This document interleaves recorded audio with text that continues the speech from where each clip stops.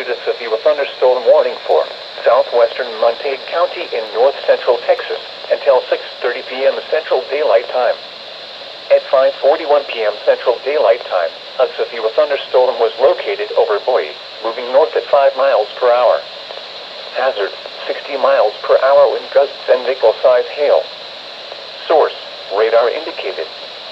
Impact, expects damage to roofs, siding, and trees. Locations impacted include Boise, Stoneburg, and Sunset. For your protection, get inside a sturdy structure and stay away from windows.